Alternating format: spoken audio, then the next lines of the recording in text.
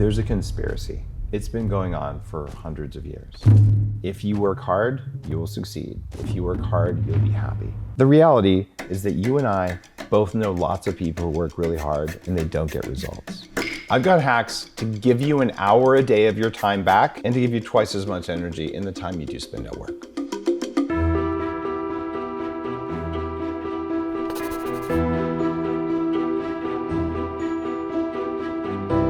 Throw away your to-do list.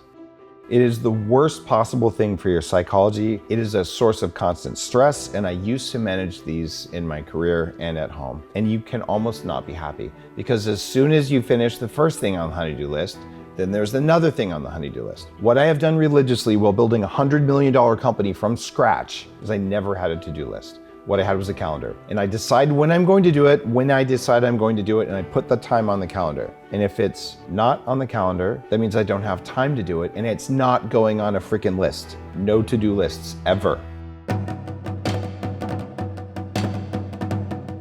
There's a certain type of meditation where you kneel and you look down at the ground, and that puts your brain in a certain state. Neuroscientists have known for quite a while that the direction in which your eyes look affects your neurological patterns. So what I've been doing for a decade now is I have my monitor not just mounted at eye height, but mounted up here. I have one monitor here and one up high. So that instead of spending my day hunched down, I spend my day looking up and with a window when I can arrange it so that I can look out. Just having the ability to move your eyes up instead of down has made a huge difference in my focus. Bonus points if you have one monitor close and one monitor several feet away, which is something else to do. Because if you want to focus, wouldn't changing your focus help a little bit? It turns out that helps too. One of the most effective things to get into your operating system to calm yourself down is called the Box Brat. The Navy SEALs and Special Forces operators have used this for a long time to calm themselves even in combat situations, which are probably only slightly worse than your work situation feels. It's called a box because each side of the box is part of the breath and they're all the same size. Say you breathe in for 5 seconds like this, 1, 2, 3, 4, 5.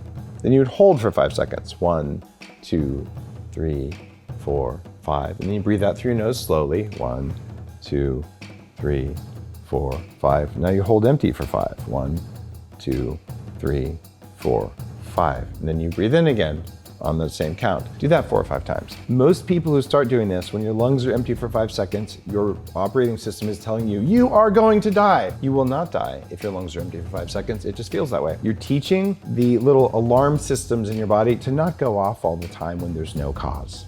That means when you're in the boardroom and someone's yelling at you, you can take the heat, literally.